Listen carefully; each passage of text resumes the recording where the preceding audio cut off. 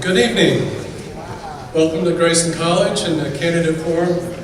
We're glad you're here. And we've got some candidates that are ready to talk to us about education issues. So we'll move right along.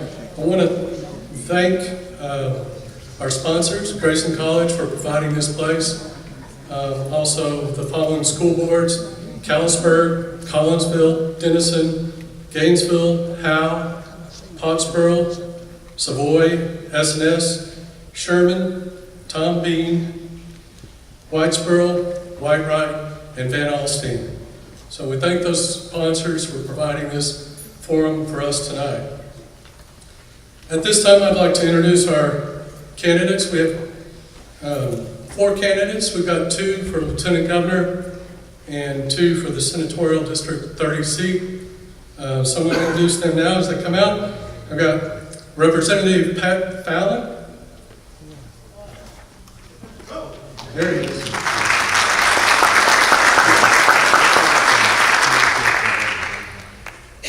Democrat candidate for Lieutenant Governor, Mike Collier.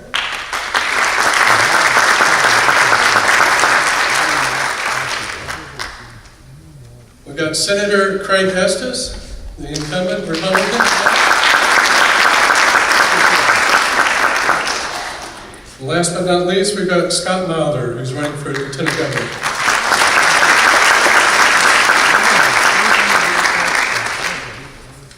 Thank you, gentlemen. Thanks for being here tonight. We'll go over the ground rules real quick. This is a forum and not a debate. Props, charts, signs, diagrams are not allowed. We're giving the candidates 5 minutes for opening statements, and then we'll move into our questions. We're giving the candidates 2 minutes to answer the questions. We've got 4 moderator questions, and then we'll have 2 or 3 audience questions that y'all have provided either on Facebook or here tonight at the table in the lobby. And then we're going to give candidates 2 minutes for closing remarks at the end.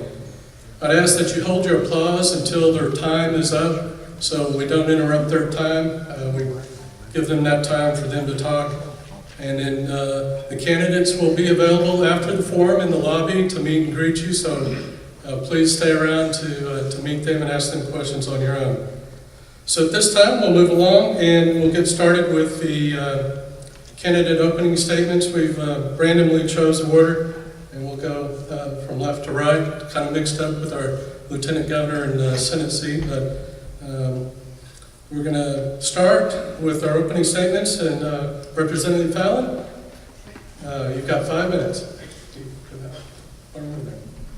We'll put you in the center. Thank you very much. Thank you all for coming. It's been said that the world is run by those who show up, and you have, so thank you. I'm the son of 2 retired public school teachers. I earned a scholarship to college and then got 8 years of the best leadership training you could get in the world in the United States military. And then when I got out of the service, I was stationed up in Wichita Falls at Shepherd Air Force Base. And then I started a business, as you know, with all that family money, all $80 of it. And I now have a thriving enterprise with about 100 employees. And there is really a lot to be said for when you start a business from scratch, the risks that you take, and the fact that you have to learn how to balance a budget and sign the fronts of paychecks and meet a payroll. And when you own a business, you get paid last.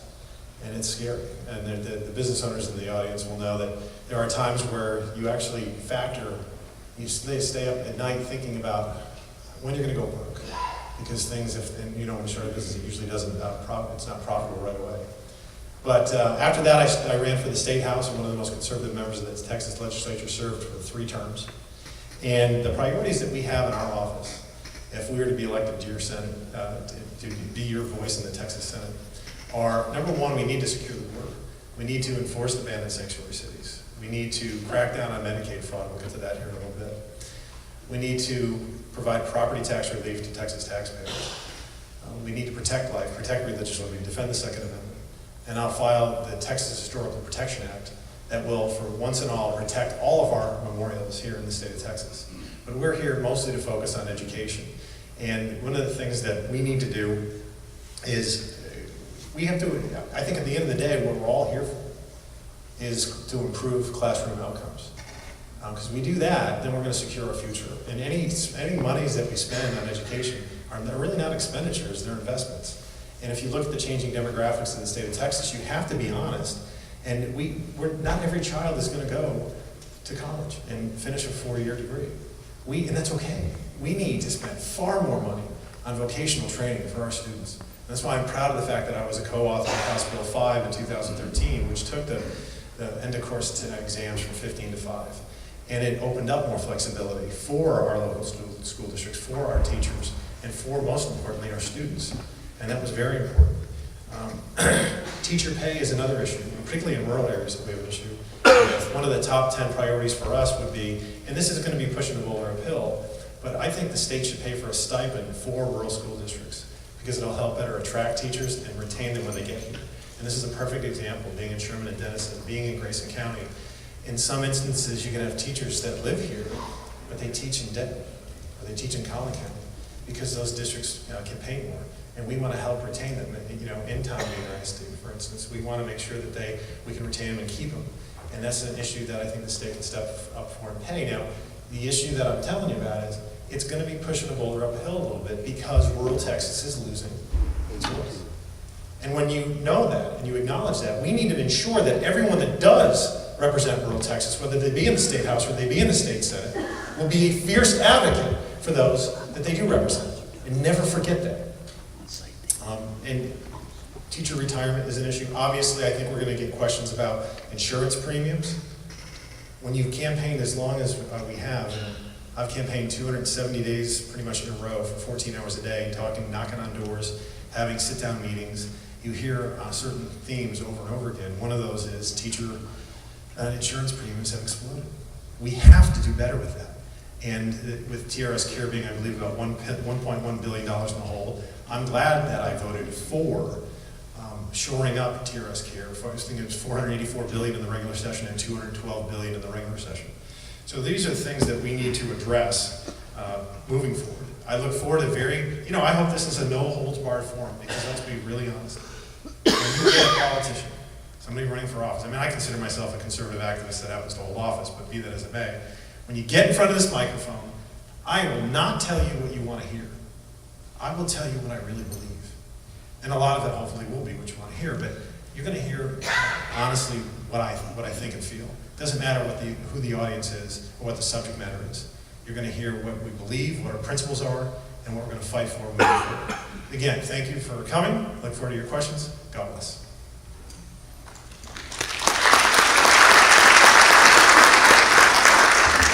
Thank you. Mr. Collier, you have 5 minutes. Hello, everyone. My name is Mike Collier, running for Texas Lieutenant Governor, running for the Democratic nomination. I drove up from Houston, and I'm very happy to be here. I have one opponent in the primary, and I'm not going to mention his name for obvious reasons, but I'll tell you his name is not Mike Collier. That happens to be my name. And if you haven't voted already, if you like what you hear, I need all the help I can get. I have never held public office. In my professional life, I started my career at Exxon. I worked most of my professional life at PricewaterhouseCoopers, which is an accounting firm. I'm a CPA. And I got involved in politics whenever the state cut education spending by $5.4 billion back in 2011. And I was reading about it in the newspaper and read that we had to do that. We're being told that we had to do that because we had a deficit coming. But I didn't believe that, because property taxes, or so I thought, paid for public education, and property taxes never go down, they always go up. So how could we have a surprise deficit and be required to make these cuts? And it turns out that my instincts served me very well. We did not have a deficit, we actually had quite a large surplus. And that was very, very troubling to me on two levels, because I am passionate about public education, because I believe that's our future. And as an accountant, as an auditor, I can't stand being lied to. And so I was very dissatisfied with that, and wasn't sure what to do, except I read that the comptroller at the time was stepping down, and there were no Democrats that were willing to step up to run for state comptroller. And the reason that no Democrats would run for comptroller is because, as we all know, you can't win if you're a Democrat. You can't win statewide, although we aim to change that. And there weren't any politicians that were willing to bet their career and no one was going to run for comptroller. Well, I thought, well, this is simple. I don't have a political career. I have nothing to lose, and we have everything to gain. And I think if you don't have effective political competition, you end up seeing leaders make very bad decisions, such as the decision to cut public education by $5.4 billion. So I come into this with a very strong desire to change the dialogue around public education. I am opposed to vouchers for reasons if we get into it. They won't lead to choice. There's a lot of reasons why I'm opposed to vouchers. I am focused on public education and public education excellence. And while I don't wish to throw money at a problem, I am an accountant after all, and fiscally very responsible. We are not putting enough money into public education. And so the challenge of a lieutenant governor candidate, and ultimately the challenge of a lieutenant governor, is to find that money and not raise property taxes. Homeowners are paying too much, small businesses are paying too much. We cannot ask homeowners and small businesses to pay any more than they are in taxes. In fact, I would submit that we're being overtaxed. So we have to find the money elsewhere.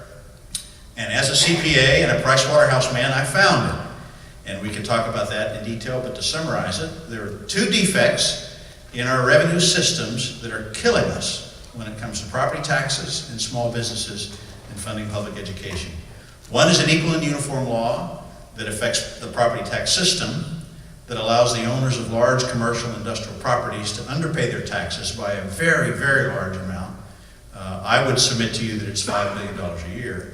And then we did a tax swap in 2006 and it failed. And the tax swap was meant to reduce property taxes and offset that with a new margin tax. But it was designed improperly.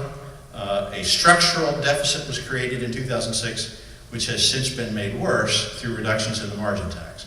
So until we talk honestly about where the numbers are coming from, we will not solve the public education and property tax problem.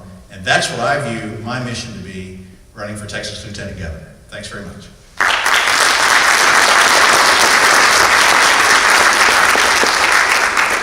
Senator Estes, you've got 5 minutes. Good evening, everyone. Thank you for coming out, and thank you for putting this on to all the independent school districts that were involved in this. I'm Craig Estes from Wichita Falls. I have been your senator here in Grayson County for 16 years. It's been the joy and delight of my life to do that, and my wife's been so supportive. A lady called out to Benjamin Franklin as he was leaving the Constitutional Convention one day and asked him, Mr. Franklin, what type of government do we have, a republic or a monarchy? And he said, without hesitation, a republic if you can keep it. That's why you're here tonight, so we can keep our republic strong. Let me just tell you, and I might read from a few notes here because my legislative accomplishments are many, and I've been blessed to work with that man right there, Larry Phillips. He's been a good representative. We wish you well. I really am humbled by the trust that you put in me over the years. And I've tried to keep our Texas values in place: limited government, emphasis on personal responsibility, and also a belief in a value in people are what make this state great, not our government. I'm second in seniority among all the Republicans in the Texas Senate, and my chairmanship is Natural Resources and Economic Development. I've also been chair of Homeland Security, Agriculture, and Rural Affairs. I've had a lot of fun working on all these issues, and especially economic development issues. I've got a record of true conservative results. Let me just tell you a couple of them that have to do with Grayson County, getting the extra funds to extend Highway 289, making sure that 75 is safer as it goes through Grayson County, supporting this university's, this college's nursing program, and putting the pseudoephedrine behind the counter for those of you that have allergies. I'm sorry that we did that, but that year we cut meth lab busts 80% in the state of Texas. The Farm Bureau has worked closely with me, and we've achieved really strong property rights reform through eminent domain. Senate Bill 18 was landmark legislation. It was my bill. along with a lot of other people. It takes a team to work on big issues like that. I've worked to attract more jobs to this area, working to support the Enterprise Fund for Tyson and for Reese Foods, and various other places across the district. You'll find my support for border security unparalleled. I have, as I said, been chairman of that committee. I have worked to get more aviation assets in the air and more boots on the ground. And those people down there that are running these drug cartels are evil, evil people. And we need, lo and behold, for many sessions, I filed a bill to tell the federal government reimburse us for our efforts on the border. And lo and behold, the Trump administration is starting to reimburse us some for our Texas Guard. I've led to toughen the penalties on these drug traffickers and human traffickers. They're, as I said, are evil people. It played a big leadership part in establishing the creation of SWIFT, the State Water Implementation Plan. And it really is a big help to rural communities. I've stood strong for our Second Amendment rights and worked on major legislation for that. And I've led on property tax reform, carrying Governor Abbott's one of his main pieces of legislation during the special session that allows automatic rollback elections if property tax rises too high. So most importantly, I travel this district and I listen to you. You know, the best ideas don't come from Austin. They come from people like right here in Grayson County. So I've been blessed. I'd like to be your senator for another 4 years and continue to get the conservative leadership that you deserve down in Austin. Thanks. God bless.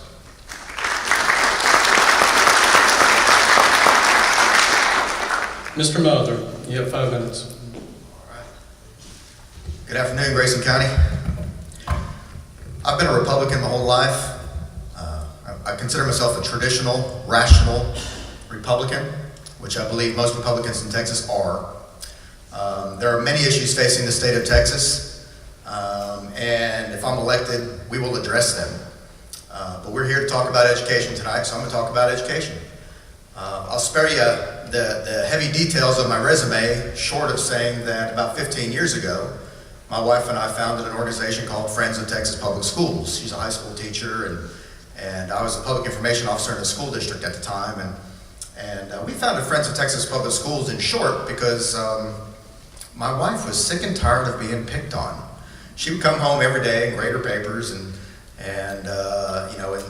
brag on her students, and then she'd see something on the news about how she was a failure, how the public schools were failing, and she was just sick and tired of that attitude out there.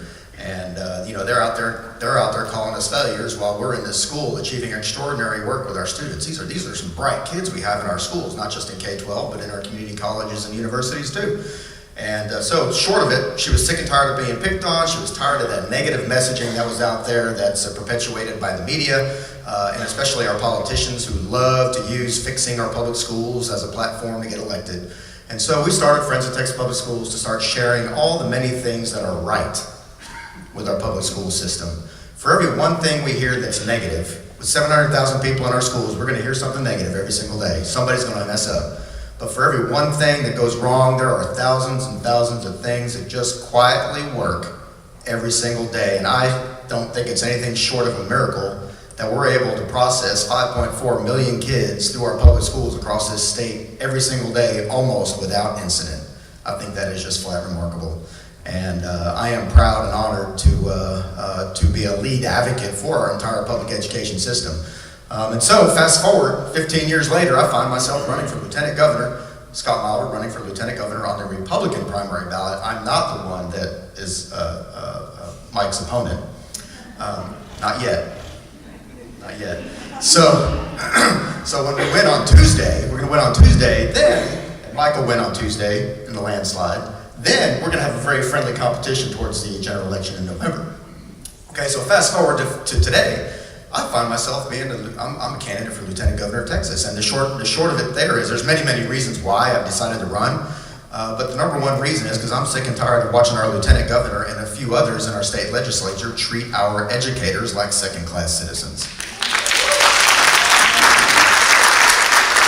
That's it, simple as that. Our Lieutenant Governor believes in politicking. He's driven. He's driven by politics. He loves the politics and the conflict, and I'm not that way at all. I'm a solutions-oriented, traditional Republican who just wants to get to work and do what's right for Texas and make sure our public schools are funded at the level that they ought to be funded. We ought to be investing in them generously and not arguing every single session over why we shouldn't fund our public schools. Our public schools are the foundation upon which every success we have as a state is built. Everybody knows it, but we don't have the political will or courage in Austin to do the right thing. Because allocating dollars is dangerous on the political campaign trail. Let me tell you something. When I get elected lieutenant governor, I'm not going to go down to Austin to keep the job. I've never aspired to be lieutenant governor. I will go to Austin to do the job. That's what I plan to do. We're going to make some tough decisions. We're going to allocate resources appropriately. Like I said, lifelong Republican. I believe in limited government, but I also believe in good governance. And that's what Texans want. Texans are demanding it, and they're showing up at the polls in mass this primary like never before to send a message, a bold message to our legislators, current and all future legislators, that they should not be messing with Texas, and certainly not with Texas public schools, and that Texans expect them to do the job and not be down there to keep it forever. So I'm Scott Mauber, running for, what am I running for? Lieutenant Governor. Thank you very much, Mike. Lieutenant Governor on the Republican primary ballot. Thank you very much.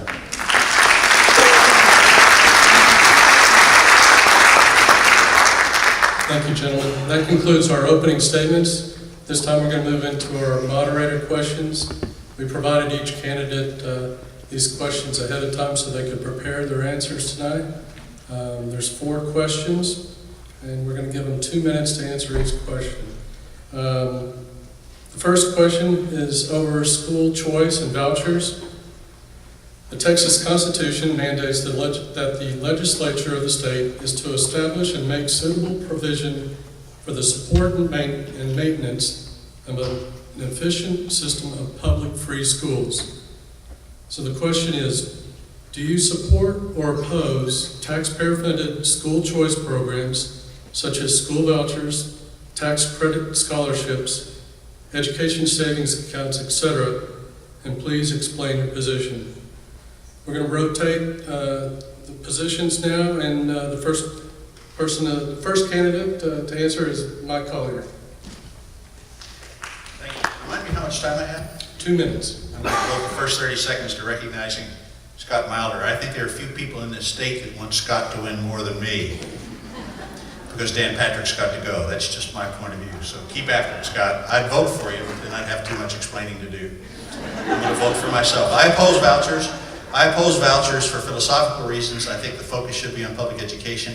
But I also think that it won't work, and I'm going to share some statistics with you. I'm a CPA. This won't surprise you. It always comes down to numbers with a guy like me. First of all, there's about 80 counties in the state that have no private school. So a voucher system is unfair to those counties. Second, it will not lead to choice. Let me repeat that. Vouchers will not lead to choice. Why? Because we have 5.3 million students, whereas we only have 100,000 open seats in all the private schools in the state. So you might give choice to 100,000 students, but you have 5.2 million students for which the vouchers won't do a thing.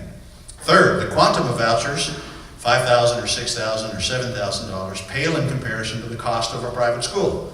You can find private schools for $5,000 or $6,000, but you would find the majority of private schools in the state are $10,000 or $15,000 or $20,000, and therefore a voucher system would be brutally unfair to folks who aren't wealthy. And finally, if we're going to put public money into anything like private schools, you must have accountability standards. We're not going to put public money into something and not hold people accountable.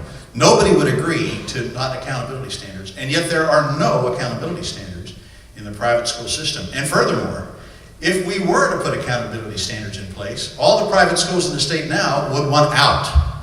So vouchers are a terrible idea. On my watch, they will not be discussed. Thank you.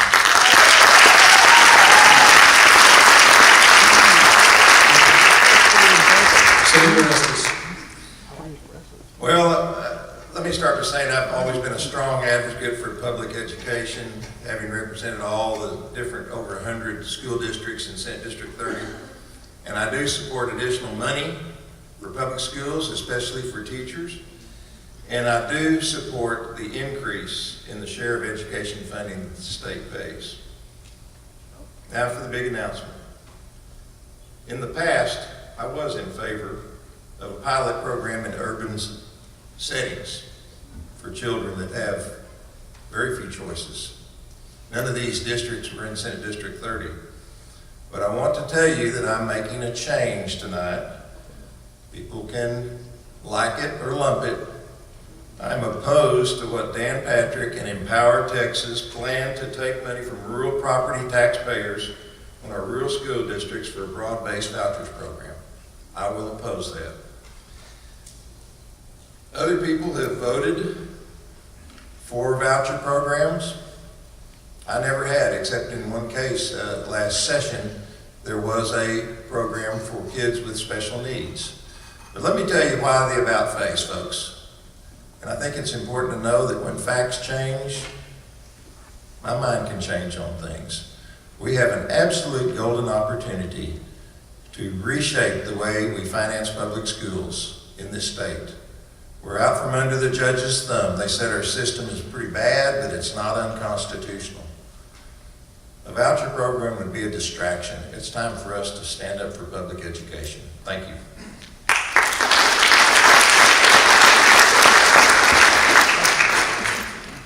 Mr. Mother, you have 2 minutes. All right, so I'm going to make an observation here because I'm not going to repeat what Mr. Collier had to say about vouchers, but I agree with him 100%. And I am a rational Republican, agreeing with a rational Democrat. Any way you slice a voucher, it comes up bad. It's just the way it is. And so I'm not going to repeat that. I am opposed to vouchers in any name or any form, in any way. And here's why. Somewhere along the way, some of us got confused about why we pay school taxes. Some seem to think that we pay school taxes to educate our own children. And that is just not the case. We pay school taxes to educate all children. Every single child. We pay those school taxes into the public good, into the public trust of our elected officials to then allocate back out appropriately for the public good of all, not for the private good of this one and that one. And so vouchers are bad. Those who promote vouchers say it's to help those poor kids trapped in failing schools, never mind the fact that less than 5% of our school districts in Texas are actually failing according to the state's own standards, right? So let's just wrap our arms around that 5% and make them awesome. Why do we want to divert the money, right? And so, but what I've seen, the real reason that vouchers is promoted so heavily by a select few, it's all about greed. It's about $40 billion a year that we allocate to public ed, and those dollars are not available for private profit. And so, and I've seen it firsthand.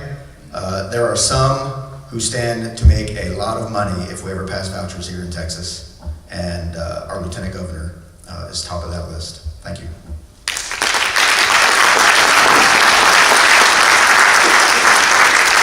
Representative Fallon. Thank you.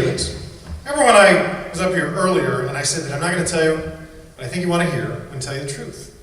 So I want to read something to you from an interview I did in the Weatherford Democrat, September 5th, 2017. September 5th, not 4 days before an election. And I took heat from this from certain people. Quote, this is they asked me about vouchers, and I said, quote, I've moved off vouchers. I was very pro-school choice, still am, but I'm a data-driven guy. I want substantive data that vouchers will improve education for a sizable number of children. But I haven't seen it yet. I'm not saying it doesn't exist, but I haven't seen it. It's about data, it's about classroom outcomes. Other states are doing it. It doesn't seem to be any data that shows that if vouchers improved outcomes substantively, I would be for them. I just don't see that anywhere. So having said that, particularly when I'm running to represent a Senate district that's about 70% rural, there's not a lot of options anyway and we need fierce advocates for our public schools. The last 10 months, I've met with 47 superintendents. There's about 111 school districts in this district. sat down and met with them most of the time one-on-one. Occasionally it was a 1-on-5 or 1-on-10 luncheon. And you learn when you speak to stakeholders and they show you data. And that's truly the way you change your mind, not 4 or 5 days before an election, after you've held a position for 17 years. And then when you talk about it and you say, well, how are we, I talked to Dan Huberty, who is the chair of education in the House, and by any definition, a fierce advocate for public schools. And I asked him that because we were having the Senate coming out with vouchers and the House wasn't. So I said, Danny, is there a way we can satisfy everyone here? And he actually surprised me. He said, yeah, but it's about funding.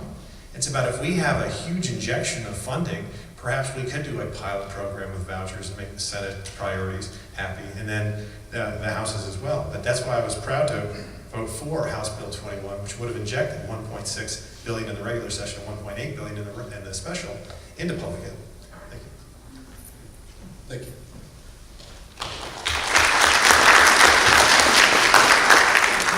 Okay, we're going to move to the second question, and Senator Estes, you'll be first. This question has to do with school funding. What reforms to school funding through property taxation, if any, would you propose? Senator Estes. All right, thank you. I was there in 2005 when Governor Perry created a bipartisan commission to study this issue, and as you remember, we compressed the tax rate from $1.50 to $1 with 100% of $100 assessed property value. And for the most part, that was a big failure because we failed, and also we revised the business franchise tax from a franchise tax to margins tax. It was all in the mix. We failed at that for the most part because of the fact that we failed to reform the appraisal process. Now, there's also a special committee meeting now of House and Senate members on this issue. How do we address this issue? And there's 101 different ideas, but they all center around one thing. The state, as I've said before, must step up and shoulder its fair share of the burden if we're going to have true property tax relief. So, folks, I'm a product of the public school system. My 3 children they're grown and married now. I just want to tell you that we can't have job growth and we can't have economic viability without a strong public education system. So, as I said, they're addressing these issues right now. Send me back to Austin and we'll make some progress on this. Thank you.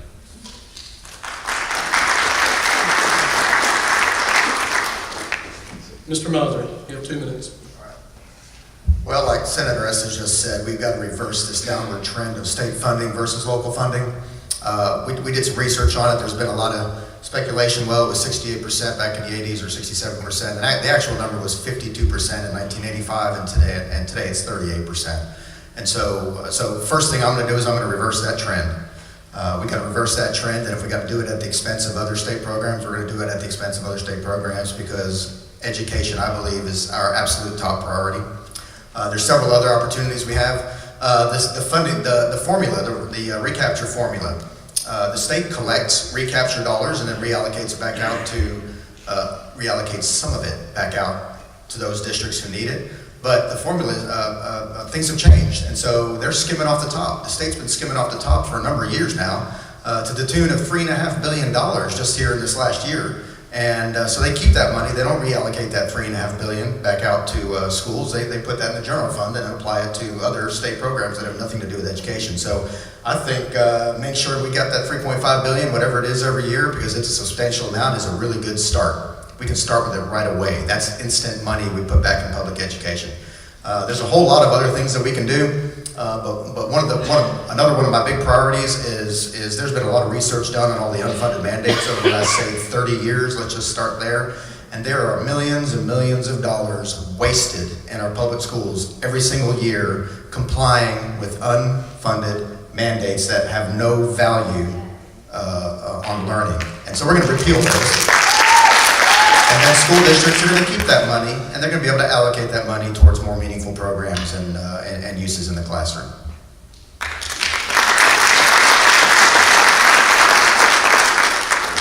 Representative Fallon, you have 2 minutes. Sure. I'll repeat the question. Has to do with school funding. What reforms to school funding through property taxation, if any, would you propose? Thank you. And by the way, I didn't get the questions. It was probably my mistake, campaign chaos, but I'm going on the fly here. Well, first and foremost, I think one of the ways we can get some money into public ed, certainly I've never supported diversions. If we tell taxpayers it's for A, it should go for A, not B. There's a lot of other diversions, not only the one that Scott just mentioned. But right now, our economy in the state is looking a lot better than it did 4 or 5 months ago. So our sales tax revenues have increased. The oil and gas industry is doing well because there's a tax that's generated from that. Another thing that nobody really talks about because it seems unrelated to education, but it really can be directly related to it, would be Medicaid fraud. I've talked to the Inspector General, and there could be as much Medicaid fraud in Texas as on the low end about $1 billion to as much as $7 or $8 billion. If we crack down on that and have somewhere generate in savings somewhere in between that 1 and 8 billion, think about what we could do with that money for education. It would be a game changer. So again, this is something that doesn't seem to be related, but the 2 largest line items in our budget are education and human services. So they are kind of interrelated. But also with illegal immigration, when you have mass unlawful migration from a third world country into Texas, there's a tremendous cost in that. And it hits K through 12 hard because it's very expensive to educate kids if they're ESL, but also the whole property tax system and basing on pub ed is you tax a home and then we educate your kids. It's not a lot of revenue generated when somebody's in an apartment, and there's a lot of folks in that apartment. So we need to address that as well, because the spending that we do on border security would help education as well. Because we need to free up those funds, I think, for really 3 things: vocational training, teacher pay, and improving student outcomes moving forward. Thank you. Mr. Collier. Thanks very much. So we have a revenue problem in the state. It's really quite severe. The financial statements for the year ended August 31st were just issued. I'm probably the only statewide candidate who couldn't sleep at night because I knew the financial statements were going to be issued on the 28th of February. They were issued on time. Mr. Hager came through 300 pages. I'm about to page 150. Let me simplify it. We have 3 basic revenue systems. Sales tax, but that's declining as a percent of GDP because of internet sales. And business taxes, a large component of which is the margin tax, which is declining because of policy decisions that we've made to reduce the margin tax. And the third system is property tax. So if 2 of your 3 tax systems are declining, the last man standing is the property tax, which is why property taxes are going up, yet money available is going down. And inside the property tax system is a defect that I'm going to zero in on, because this, I think, is where we start. Inside the property tax system is a law called the Equal and Uniform Law, which was meant to protect us, and homeowners and small businesses should cherish this law because it does protect us, but it's not written properly, and it allows the owners of large commercial industrial properties in the state to sue their appraisal district to get their appraisal reduced below market value, and therefore they underpay their taxes. There was a time about 12 years ago when Rick Perry was governor when we talked about this, and the revenues that were missing were $4 billion a year. Inflation would suggest that that's $5 billion a year. So why don't we start right there, close those loopholes, fix that, recover that money, and we're well on our way. Last thing I'll say is I'm not proposing that we raise taxes. The Constitution says that properties will be carried at market value. I am proposing that we enforce the law. It's enforced against you as a homeowner. It ought to be enforced against my friends, or used to be friends, at Valero and their refineries. Thank you very much.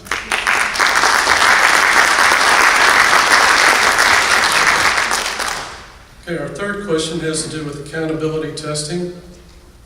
Mr. Mulder, you'll start us off on this. The question is, what are your thoughts on the current accountability testing mandates? And what changes to the current accountability system would you propose, if any? Well, I think they stink. That's what I think. And if I'm elected lieutenant governor, I will repeal STAR. I will repeal the A through F accountability system. They are designed designed to make our public schools look bad. They are not designed to diagnose and help students and help teachers. When the accountability systems were first put in place, maybe 30 years ago, whenever that was, back in the 80s, they were diagnostic in nature. The actual intent was just to kind of measure where we're at so that we could move forward, make progress with students. And over the years, it's become punitive in nature, and it's now used as a bully tactic to make our schools look bad and pit them against one another. And I think it's outrageous. So I would repeal all that entirely. I'm not even sure I'd replace it. You hear a lot about repeal and replace, but I think we do have to have an accountability system in place. I think our communities demand it. But I think that those accountability systems should hold school districts and community colleges, for that matter, accountable to their communities first, not to the state. Maybe some small level of accountability to the state just for the dollars that they're injecting, but the lion's share of those of any accountability system should be community-based in nature. In terms of the testing, STAR testing, I say repeal that, and any testing that's not required by the federal government in order for us to receive those federal dollars, we don't do it. That's how I feel. Standardized testing has no value on learning whatsoever. So, thanks.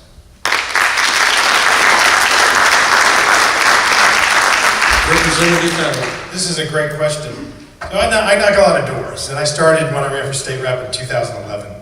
And you just get smart when you talk to lots of people, particularly never going to be more forthcoming when you're standing at their door or sitting in their living room or sharing meatloaf or tea with them. I have not met one person that has ever said the following: "Oh, those STAR tests, love them. Don't change a thing."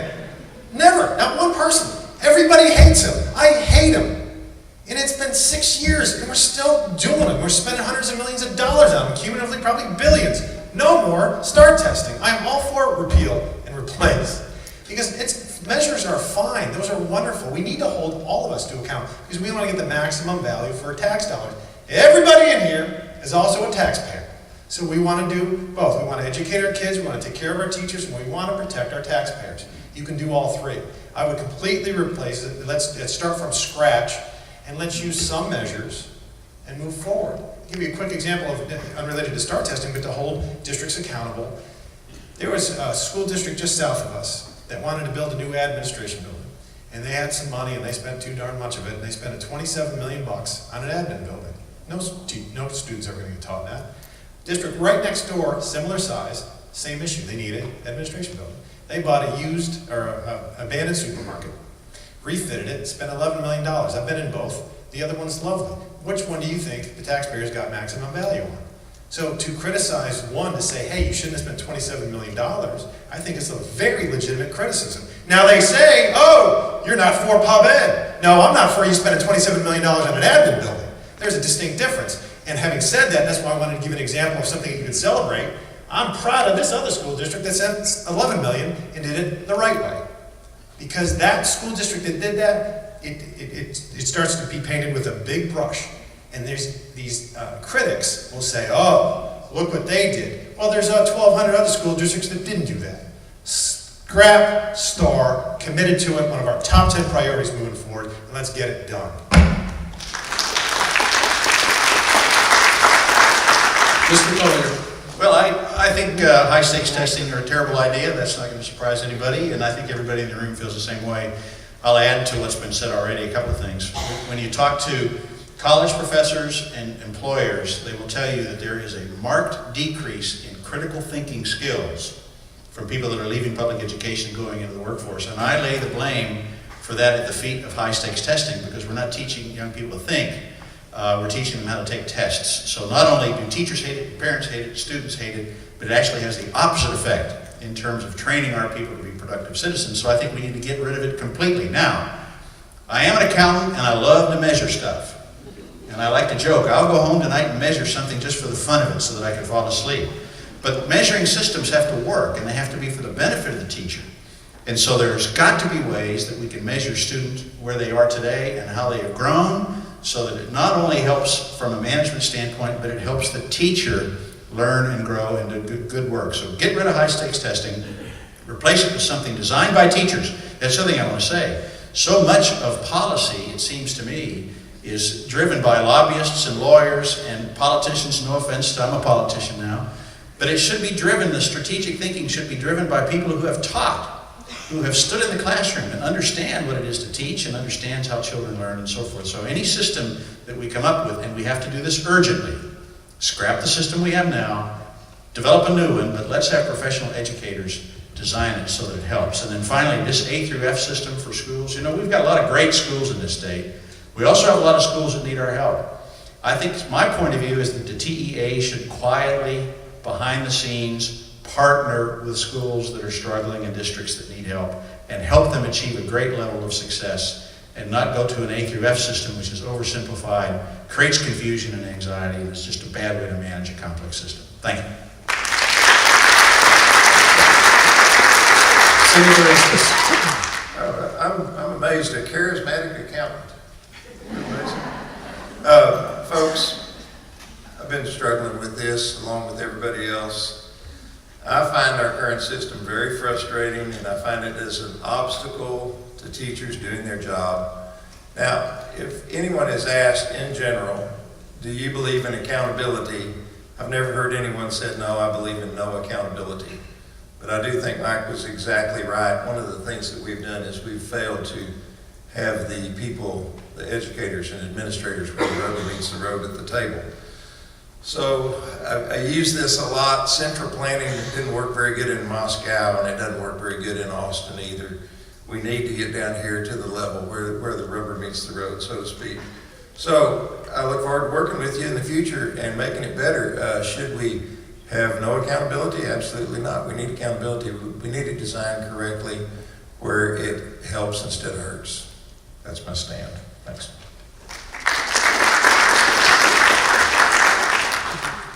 Okay, now we'll go to the last of the moderator questions, and Representative Fallon, you'll be first. This question has to do with the teacher retirement system of Texas insurance. During last year's legislative session, the Retiree Health Insurance Program, TRS Care, faced a budget shortfall of over $700 million. This is not the first time that TRS Care has had significant funding problems. Funding for TRS Care is based on an aggregate teacher payroll and does not match up with growing healthcare costs and trends.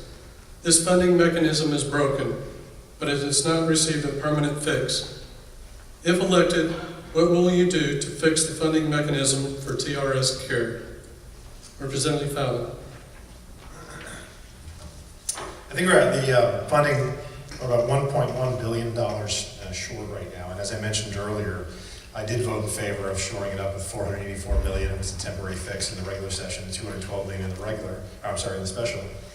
But think about this. If the governor hadn't called the special session, the legislature would have, in effect, underfunded TRS Care by a third. That's a remarkable figure if you really think about it. So we do need a long-term solution. The state, I believe, pays $321 million, and the stakeholders are asking us to triple that amount, which is a pretty large figure. If you consider it over 10 years, it's going to be $6 billion.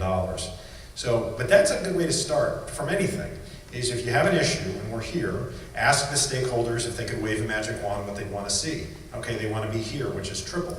Okay, so we're here and they want here. If we get to here, they may not make everybody exactly happy, but we're moving in the right direction. So to find funds for this, again, the economy is doing well, so that's a good thing. We want to attract business to come in. But in any budgeting, that's why I do like the concept of zero-based budgeting, because you start with your core items. What are our core items? Well, number one, the state has to keep us safe, because if we're not safe, we're not free. So public safety is kind of a core issue, obviously. And then education. And that's a core issue. So let's fund that properly, and then you just build out from there. And so some of these things at the outer end, the funding that they're getting now, will be reduced, or in some cases perhaps completely eliminated. But you have to start here. And are we going to take care of our teachers? Have we taken care of our teachers? Have we made the commitment? Have we followed through? How many people, show of hands here, think the state of Texas has fulfilled its commitment 100% to the teachers of Texas? About 125 people in the room, nobody raised their hand. Clearly there's an issue. You find out there's an issue when you go out and you campaign for 9 months and you meet thousands of people. We have to do it. It's not a, oh, it would be nice. It is a must. It is a necessity. It is a priority for our office moving forward. Thank you.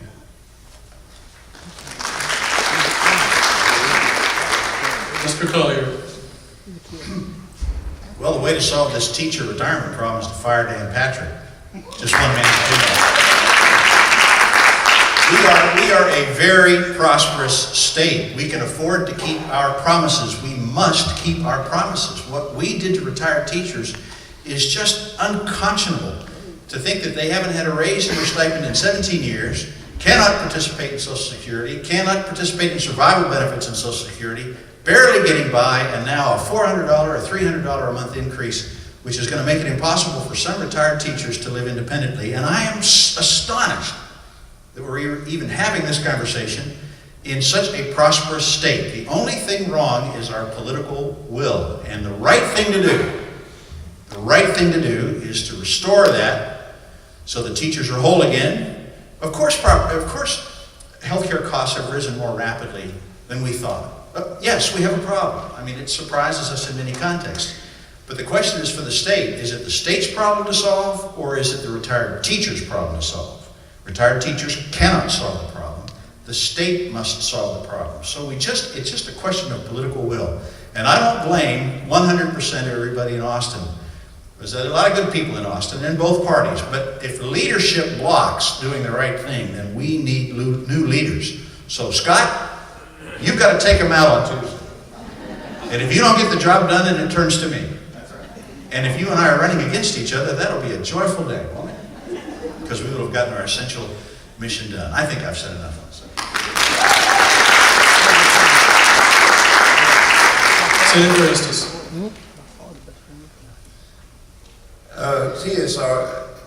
TRS Care, as you know, was founded on a pay-as-you-go basis. And the original funding was meant to last through until 2000.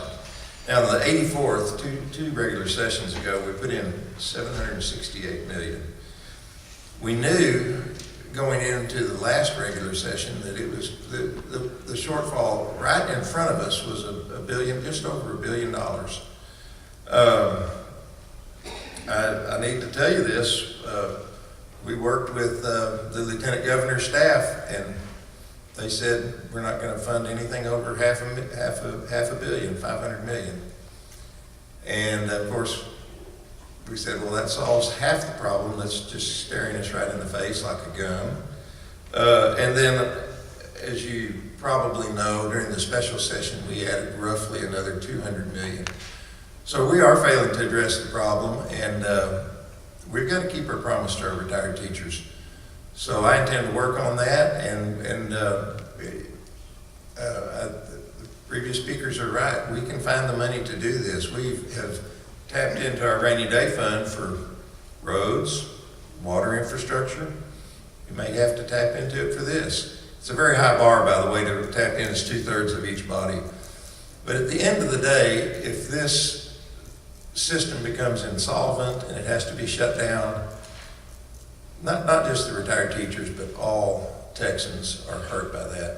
And we don't want that, and so we're going to find the resolve to do it, and I will work tirelessly to solve the problem. Thank you.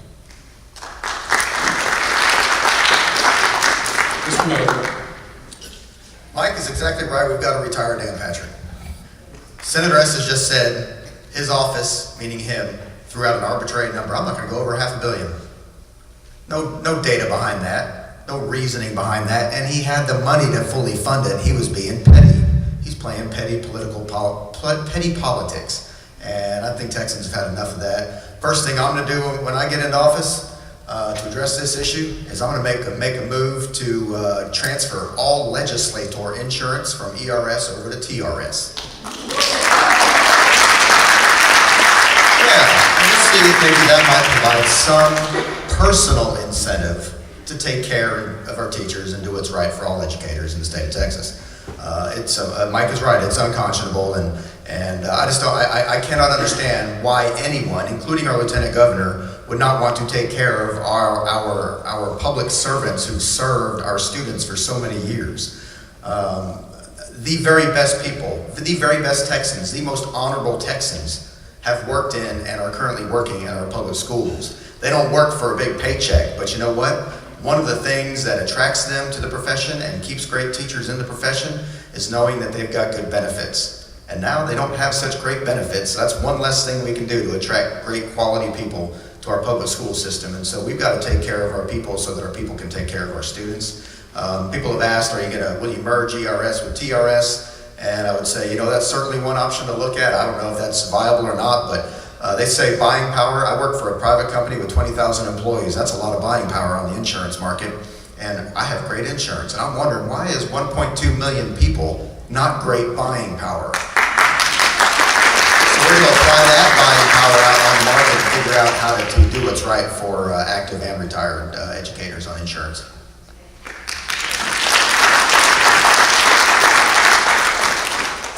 Okay, now we're going to move into our audience-provided questions. Some of these questions have been provided from you on the Facebook event page, and we've offered to have you submit questions tonight. Dr. Hicks, Sherman ISD Superintendent, just handed me the 2 questions that has been chosen for this portion of our program. And we're going to start with Mr. Collier to answer this first one. The first question is, have you ever accepted money or an endorsement from Texans for Fiscal Responsibility, otherwise known as Empower Texans, or through any of their affiliated organizations or individuals? Mr. Nope. Collier. Nope. No, and if they've been following my campaign, they won't be giving me any, I can assure you. Senator Estes. Well, that was a short one. Yeah, that's right. I don't know if they have ever given me money. I have an open door policy. I talk to everyone. I know these individuals. Let me just say this, that they have given me A's on my scorecard, and they've given me F's. And I don't think I deserved it either time. Some of the things they espouse, I believe in. I certainly don't believe in their methods. Some of the things that they espouse, I really don't believe in. But let me tell you what it's all about, folks. We'll just cut to the chase here. It's not about being on the right, being on the left, or being in the middle. It's about control. If they control you, they support you. If they don't control you, they try to get you out. And that's the truth.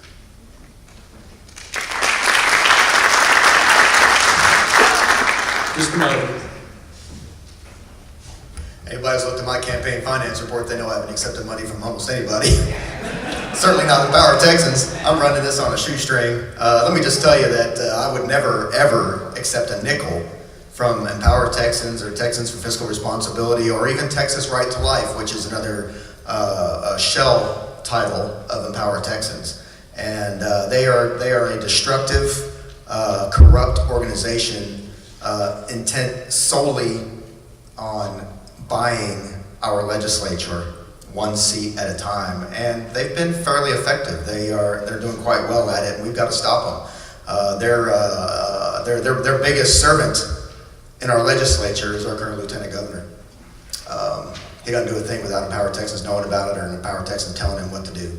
So I will fight tooth and nail to set Empower Texans back. They've actually done a lot of that all on their own here in the last month or so.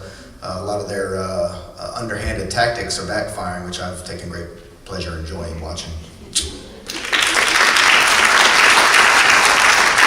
Representative Fallon. Thank you.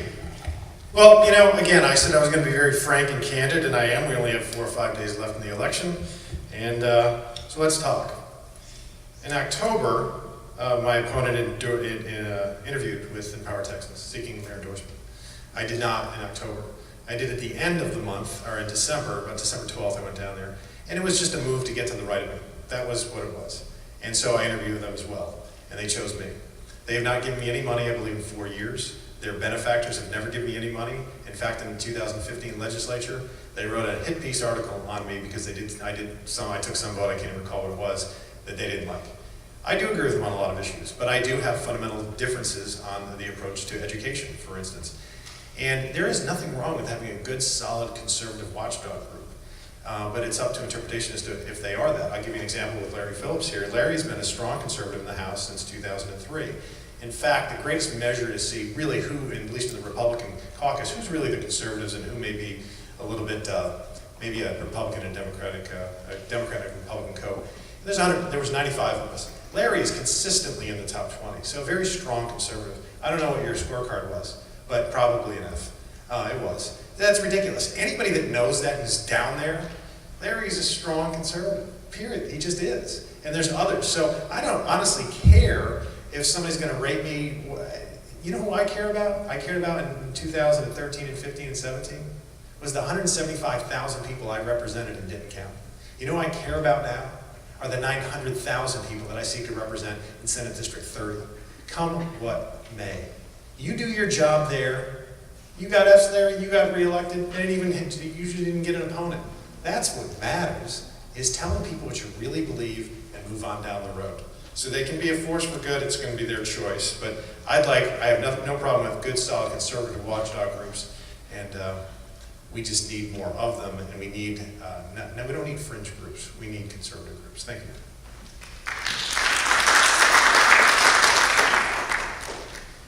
Okay, the next question is going to be our last question, and looks like Senator Estes, you'll be first. Going back to teacher retirement, which type of teacher retirement plan do you support? Defined benefit or defined contribution, and why? Defined benefit, because that's what we promised them. No ifs, ands, or buts.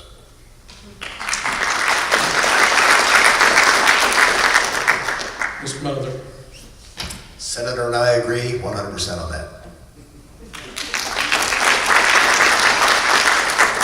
Representative Allen. Are you all yielding the balance of your time? No, of course it's defined benefit, precisely because if you change it, who's going to pay the people that are about to retire and are retired now if the new people coming in aren't paying into the system? I mean, you just can't. I mean, from a number standpoint, I don't think it would be feasible to do anything different. What we should do, if we get into an issue, I think we're well funded through, I think, 34 more years. We have $134 billion in assets.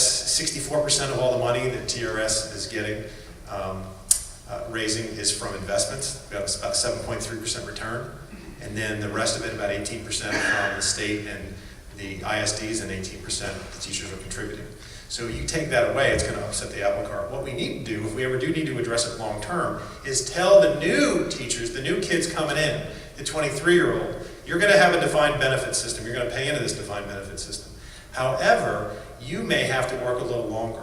Your deal might change, but what you don't do is what some of these other states have done, some of these private companies have done, is they don't address the issue, they just ignore it, and they get along and go along, and then what happens? The system breaks and they say, sorry, I know you're being retired now and you're getting X, but it's going to have to be less than X. Or you're going to get a pension and now it's going to be significantly smaller.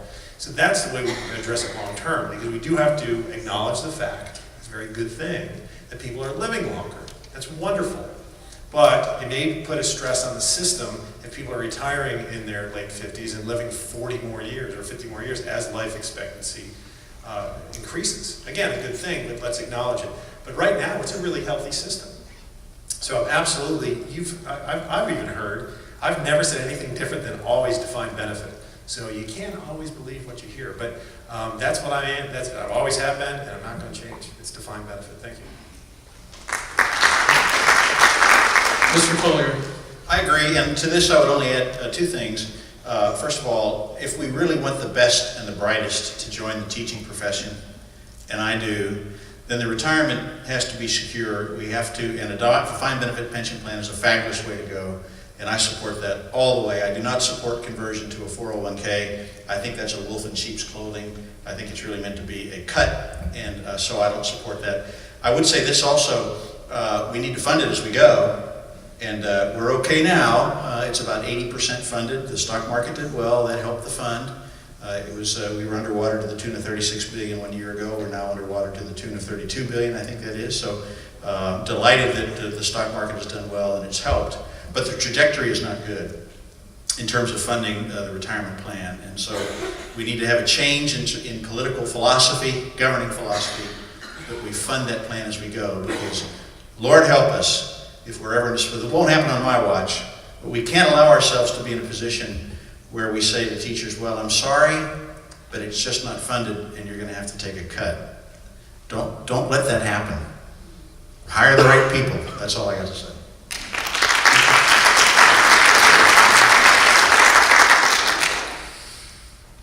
So, Senator S., before you start, you and Mr. Mather answered the question, but you didn't explain your view. So if you want, I'll give you time to explain why you're for defined benefits. If not, that's fine. We can move on. Are you talking about defined benefit or contribution again? Yeah, if you want to explain your position, I'll give you time to do that. If not, that's fine. I think I explained it very well. That's what we promised. We need to keep our promises. Okay, that's fine. Okay, so we'll move to the closing statements. Mr. Mather, did you want to expound on your answer? Okay, I'm just giving you the opportunity. All right, so now we'll move on to our candidate closing remarks. And I believe, Mr. Mather, you're first. We're giving you 2 minutes. I think we're ahead of schedule, so I'm going to give you 3 minutes if you'd like. If you want to, that's fine, but we'll give them 3 minutes. I'll think of something to say. Thank you. I have no prepared closing comments, but here's what I'm going to say. I think Texans are tired of the status quo, particularly the status quo coming out of our current lieutenant governor, who believes it's his way or the highway, does not believe in common ground, does not believe in compromise and working with other people. And I think Texans are onto him, and I think we're seeing it at the polls. We have very high voter turnout relative to a primary, and rational Texans are waking up. Educators are waking up. They're showing up at the polls like crazy, and I am proud to see so many educators voicing their opinions, expressing their teacher voice. And I'm honored and I'm humbled to have my name on the ballot. And something I tell a lot of people is, you'll see, if you haven't voted already, when you go vote, you're going to see my name on the ballot. But just know that name isn't about me. It represents an industry of people across this state of Texas who are just tired of not being treated right, of not being funded appropriately, and being used as a political punching bag. And that's got to end. The bully politics has to end. When I get elected lieutenant governor, that's exactly what's going to happen. We're not going to play politics. We're going to find solutions to these many challenges that we face. And by the way, the property tax problem that we have is Dan Patrick's own creation. Through his unwillingness to fund our public schools, he has created an undue burden on our local property taxpayers to the tune of about $12 billion since he's been in office. And that's outrageous. And then he dares to stand there in Austin or on his silly TV commercial with the pickup truck, right? Talking about how I'm for property tax relief, right? And then he's blaming all the locally elected officials. Well, guess what? I actually believe in local control. I do not believe in state-imposed control over local decisions. And that's what this is all about. He wants control of everything, and we can't have that. We voters in our local communities are very smart people, and we elect, in many cases, very smart people in our local governments. We elect them to be good stewards of our resources and to make those decisions to conduct the people's business of that community. Nobody knows better what's best for each community than the people closest to them. And so I will defend the local officials' ability to make those decisions at the local level, and I will restore rational leadership to the Lieutenant Governor's office, and I will get the Texas Senate back to work on the things that matter most to Texas. Thank you.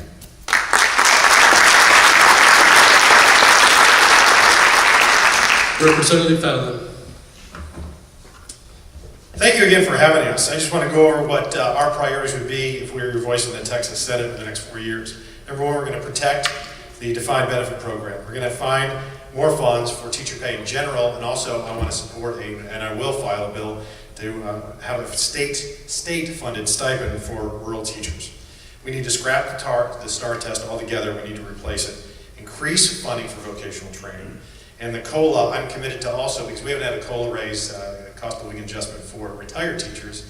We passed one in 2013. I think it only affected folks that had retired before 2004. So if you retired in 2005, you haven't seen anything in 12 years. We have effectively paid you less every year because of inflation. We need to increase the TRS care, the $321 million that we place in there now. We clearly need to replace it. We'll see what the budget allows us to do moving forward. As a state senator, what we can do is a constituent bill of rights. It's something that I authored when I started this journey about 10 months ago. There's 14 counties in this district. We need to take a leadership role and take action. We're going to have a town hall in all 14 counties, general and just on general issues, but we're also going to have a town hall in all 14 counties specifically for educational issues. Once a year, at least, in all 14 counties. That hadn't happened in a long time. We need to do that. I've met, as I said, 47 superintendents already. We're going to have in each of the counties, we're going to invite all the superintendents. We have 111 of them in the district, incidentally. 105 cities, roughly 45 chambers of commerce, big district, 900,000 people spread out of those counties. We're going to invite them to come, the superintendents and the school board members, to come to a lunch that I will pay for, and we want to talk about educational issues. We do that being proactive going into a legislative session, and then the next year when we come out of one, giving them what we used to call in the military an after actions report. This is what happened, this is why, where do you think we succeeded, where do you think we failed? Again, hadn't happened in 20 years, we need to do that. I think that's what we call leadership. And in closing, this may actually very well be the last forum that we've had in this election. We had about 25 of them. And when I called my old Air Force colonel in 2012, and I had told him that I was elected to the legislature, he said to me, you can kind of feel the warmth and the smile through the phone. He said, Pat, I'm so proud of you. I love Texas. I was stationed in Texas twice. Texas is what America used to be. It can be again. And I said, sir, I'm stealing that line. That's a good one. But he's right, because I've met thousands of people over these 14 counties.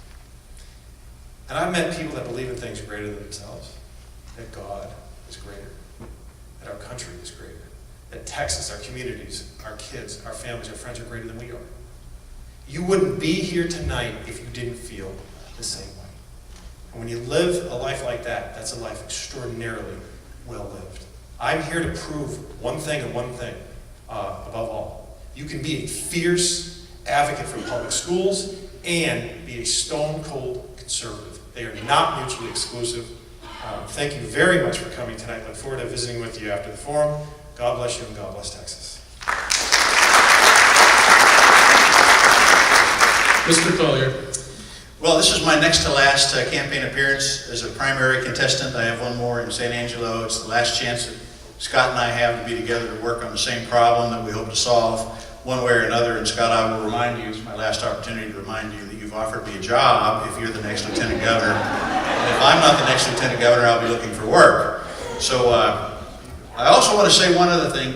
When I was in high school, I marched in the band, and the football players kind of felt sorry for me. But we got along beautifully. And then in the oil business, I'm an accountant, and the engineers and geophysicists sort of felt sorry for me. But we got along beautifully. And now I'm running for office as a Democrat. And the Republicans feel kind of sorry for me. But I can assure you that if we're together in Austin, we will work beautifully together, because there's room for varying points of view and an honest debate. But you only get one leader. And if you have the wrong leader, then you don't get the job done, such as the problems we see in public education. So anyway, we'll close with that. Thank you very much for your time. Senator Estes. It's been great to be with you tonight.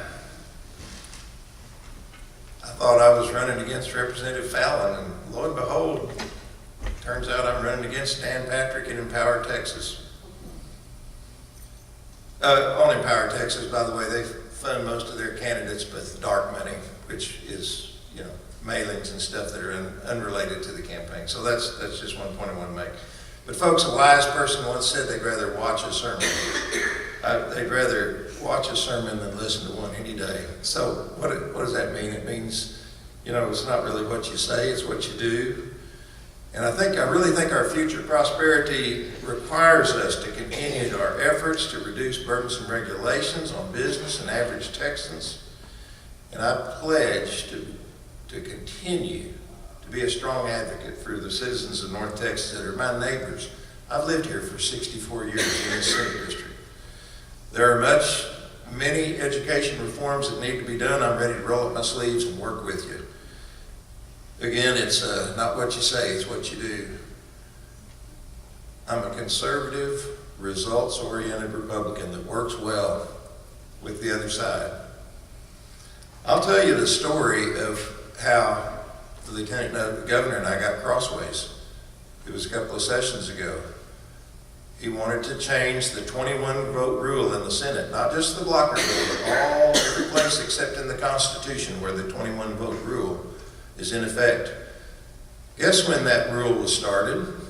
1846, at the first legislative session of our new state. Folks, that's an ancient boundary stone, and the book of Proverbs says, do not remove an ancient boundary stone. Because of that, I lost my committee chairmanship and I was kicked off the finance committee. But you know what was funny about that? I still had one of the best and most productive sessions I ever had. So let me just sum up, because there's been hundreds of thousands of dollars given the other way. But let me just sum it up, okay? I live here. I show up for work. I take my job seriously. I get results, and I'm no one's yes man. Thank you.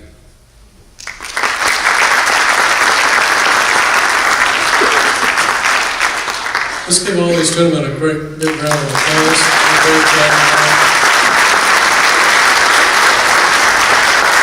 Gentlemen, before you leave, I want to say a couple of things as the president of the school board here in Denison, that these people that are here today, education is important, but more importantly, our students matter and matter dearly to us, and we hope that whoever gets elected, that you'll do the right thing. So thank you for being here. I want to remind everybody that early voting ends tomorrow, March 2nd. The primary election day is March 6th, so please get out and vote. Thank y'all for being here. Y'all be safe going on. The candidates